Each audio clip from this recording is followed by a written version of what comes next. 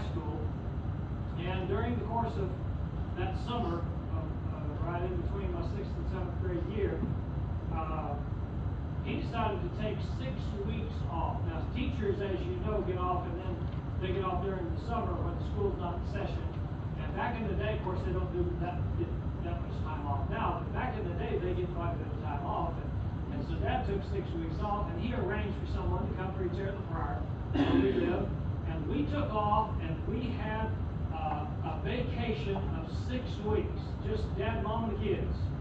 And it was very interesting because we took the vacation in a Plymouth Fury 3. If you're familiar with those cars back then, it was a 4-door.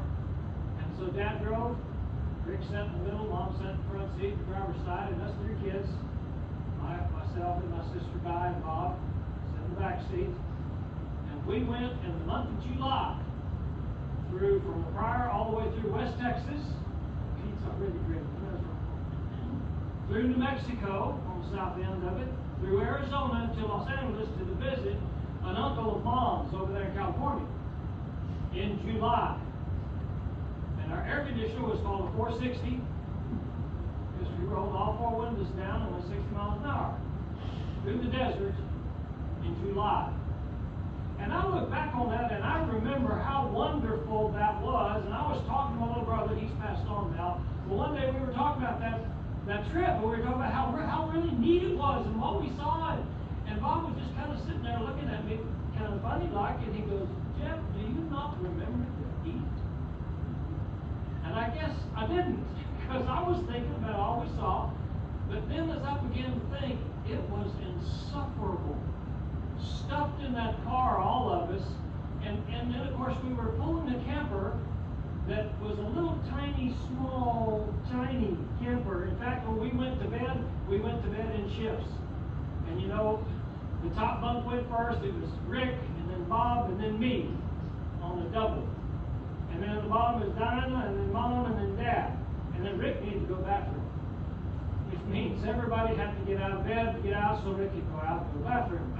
And I remember it was so great, and I'm thinking, what's wrong with my memory? But I can understand how it is that you read so much in the New Testament, if you think about it, about people talk about the old law. I mean, old is out, new is in. I mean, we got Jesus now. What's the problem? Well, the problem is people have memories and they remember stuff and it grows on, and that's how they relate. It almost defines who they are. And so we find over and over again these inspired writers trying to tell them, guys, I realize you have this deep and abiding tradition, these memories of the way it was, but you need to wrap your brain around the new. This is new. The entire book of Hebrews is that very thing. I don't know whether you ever thought about that before, but he's talking to Hebrews as an audience, Jewish folk. The writer, and I think it's Paul, but I wouldn't die on that hill. But anyway, the writer of Hebrews is trying to tell these Hebrews, yeah, you got all this tradition. But he starts out at the beginning of Hebrews, Jesus is better than the angels. He goes on, Jesus is better than Moses. He goes on further, Jesus is better than Aaron. And then the chapter right before this, Jesus is better than Melchizedek. And he finally gets to chapter 8, and he said, now this is the main point. It's almost like that radio announcer that, are you listening? You know, I don't know whether y'all remember the Bible stuff that used to go on. I'll think of his name here in a minute. But he used to do Bible classes all the time on the radio, and when he'd get to a certain point, he said, are you listening? And the point was to get people's attention, because you're not paying attention. I've been talking about this for 6 chapters, 7 chapters, and you've got to listen. And the thing that gets in our way is the memory of what was, and we don't realize what we have. Very often that is the case in our lives. Paul went through that, had struggles with his past. Very often, I'm sure, he felt himself the least of the apostles. We read his stuff today and go, yeah, right. You know, there's a total lack of flattery on his part. He was one of the great apostles. He wrote more than any other New Testament writer. And yet he felt himself so poor because of his past. This writer here is talking to the Hebrews saying this new covenant is so far superior. The high priest, and that's what he talks about. Now, this is the main point of these things we're saying. We have such a high priest. that he has been describing all these previous chapters. He is so great, so head and shoulders above everything you've ever known or been associated with. How do you continue to go back to that old beggarly stuff in the Old Testament? Now, what's amazing and how this applies to us today, because, well, let's take a raising of hands. Everybody that's a Jewish person, raise your hand. That's what I thought. Nobody. Okay.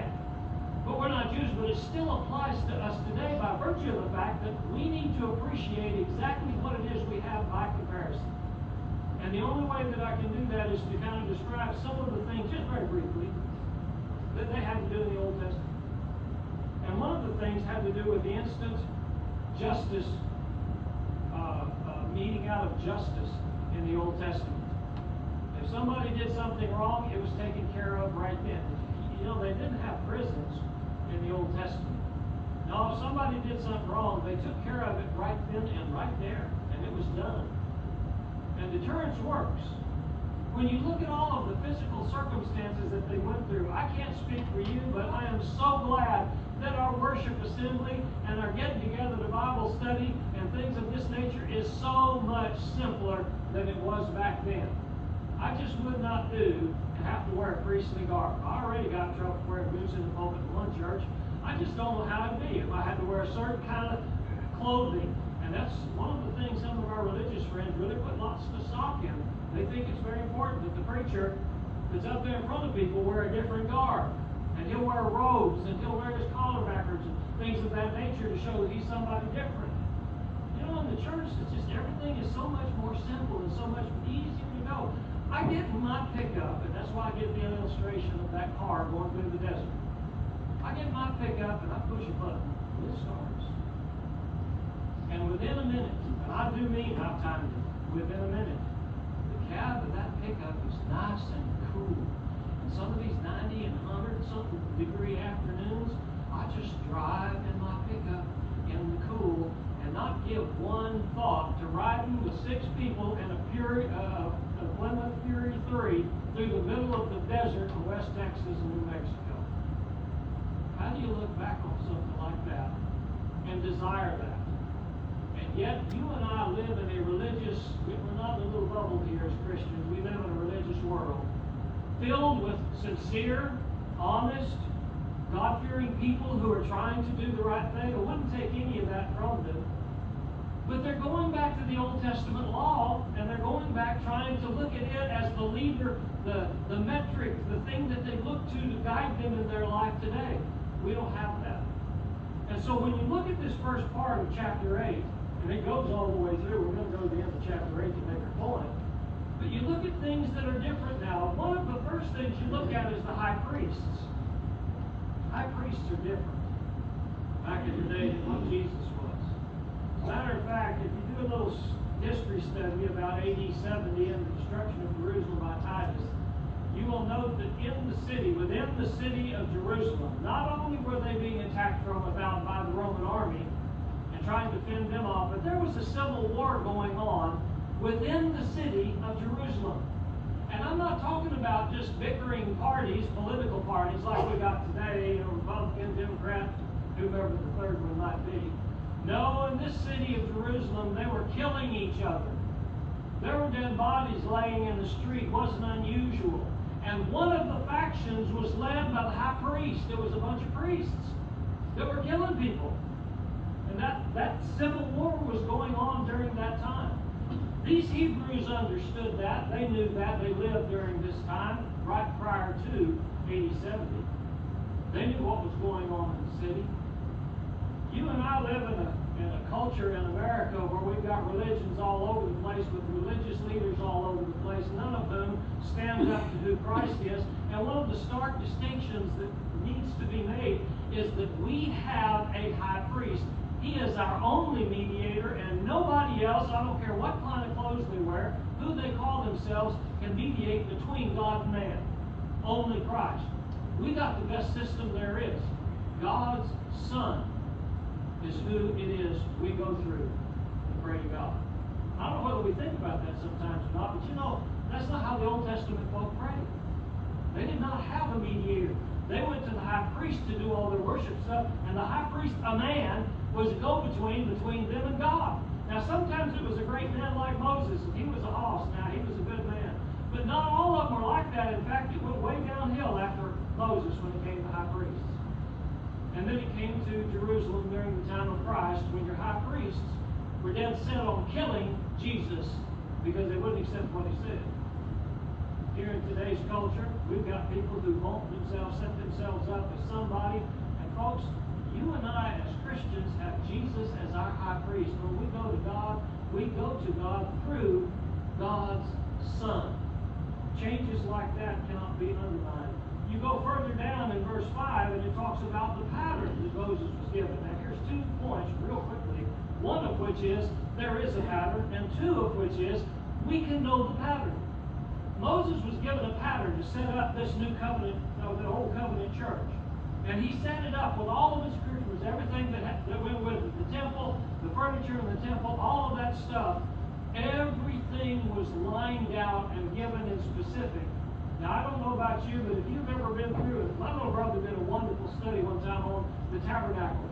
And one of these days, I'm going to get my sister-in-law to give me that so I can steal all his great ideas and study. But it is a great expanded outline of what went on during the building of the temple, or the tabernacle, I should say, and all of the furniture that went in there and what it represented. But when you look at all of the stuff that they did, particularly after the tabernacle was settled and Solomon built the temple, and when they started dedicating the temple, the number of animals they slaughtered for sacrifices during that. Well, there had to be blood runs everywhere. And there was around the altar. Unbelievable amount of animals they sacrificed. Some of you that have more tender feelings and hearts, aren't you so glad that we're not sitting up here in front of everybody and slitting the goat's neck and letting him bleed out into a saucer so that we can pour it around the pulpit? You know, there's just so many things superior about the way we worship God today in a spiritual way. And yet people try to make the spiritual nature of our worship and service so physical and put so much account in and emphasis on the physical things we do, when really our worship under this new high priest has everything to do with being spiritual and having our mind right. By the things that we do, we sing, we don't use all of the instruments that went along with Old Testament worship. We sing and make melody in our heart. You'll notice the distinction between the 2 covenants, the 2 ways of worshiping God. New Testament worship is so much more simple in that the actual things we do are not complex at all. Not requiring much effort, really. There's so much to be grateful for in the way we worship today. Why would anybody, no matter what their memory of things were, want to go back to that? And yet you find over and over and over in the New Testament, people going back to the Old Testament, Galatians, Romans, 1 Corinthians even, people going back to Old Testament rule. We need to understand that we have a new and better way to go. And further, in the last point, and this is the one that's kind of tricky on verse 7, where if the first covenant had been faultless, then no place would have been sought for a second. Misunderstood verse by many, to be sure. But what he's talking about there is there's a fault in the first covenant. Now, the fault was not with God. God's not going to produce something faulty. So, because a covenant, and this is something most folks just never really grasp, especially our Calvinist friends who believe God does it all, we can't do a thing. If that's the case, it's not the covenant. Okay? You can't have a covenant unless there's 2 parties. 2 parties of which something is required of both parties. And even the Calvinists don't believe their story that God does it all, because when they talk about the faith that the Holy Spirit miraculously gives them, well, they have to receive it. Well, if you received it, didn't you do something? Well, yes, you did. And they also believe that they are supposed to live differently because they received it. Well, why would you have to bother? If you're saved and you're elect and you have no worries, party. Have a good time. Well, they don't believe that. No, they believe basically a lot of the things the Bible teaches, like you need to change your life to be godly and so forth. But the fault with the old covenant was there was no accommodation for fixing sin. If the blood of bulls and goats could fix sin, we'd have been in good shape in the Old Testament. It wasn't. It took Christ to come and be perfect and then die for the sins of the world for us to have a hope of eternal life. our forefathers, Abraham, Isaac and Jacob, Moses, and on you can go about those great men of old who are given to us by inspired writers as examples of how we ought to live. They did not have their sins forgiven like you and I do because Christ had not died yet. They were obeying God, understanding that sometime in the far future they would be forgiven of their sins if they were obedient. But they lived in them. They were still there. It was a reminder. That's all the ghosts, bulls and ghosts did. It just reminded them, yeah, you need Christ. You see, we live on the other side. We have Christ. In fact, the beauty of it is, you and I living right now today. If we go out here after the Bible study and we do something wrong, go, oh, I shouldn't have done that. You can go to the Father right now through Christ and pray and have your sins forgiven right now. They didn't have that. You and I have that. How does anybody want to go back to the old law? When I talk to my religious friends, and I'm talking to several of them right now, one in particular, I'm stunned at the defense and the pride and the determination to keep this old law in effect. Well, at least 9 of them, because they don't keep the Sabbath. They try to twist it around, they don't. To keep this old law in effect. What is the draw of that old law that makes them want to follow it instead of following a high priest that's so far above all other men? There's no comparison. A covenant that is perfect, that we can understand and apply. Why would anybody go back to the Old Testament law? Why would you even promote it? When Jesus himself said the great commandment is love the Lord your God with all your heart, soul, and mind. And the second's like it. Love your neighbor as yourself.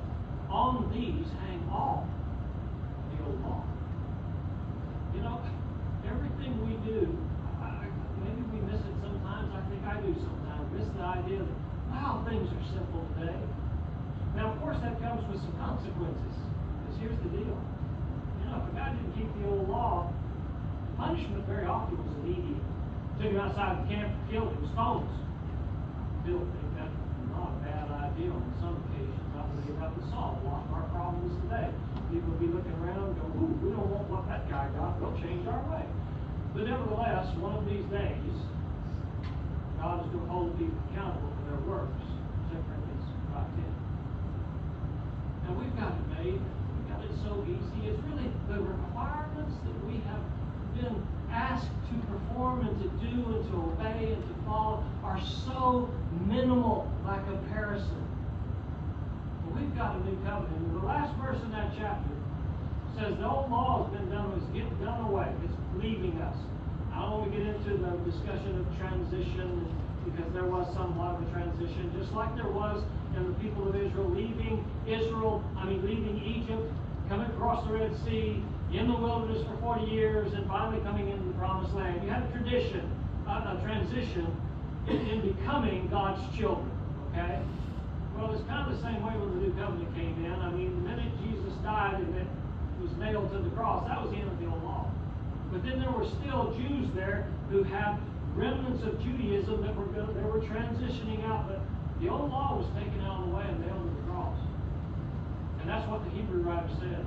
You're seeing today, the old Hebrew writer saying, you're seeing today this transition where the old law is going out. Well, at the end of AD 70, there were no more temple, there were no more Jews, there were no more nothing. It was done. Titus raked it to the bottom, to the last stone in the temple. And that was done away. And there hasn't been a Jewish nation since then that was a Jewish nation in the sense that they were Jewish in the Old Testament. Now, sure, we've got national Jews back in, I can't remember the year now, but back in the old days, they were a Jewish nation, and a bunch of Jewish folk moved back over there. But they're not Jews as the way the Bible teaches them. They were destroyed in AD 70.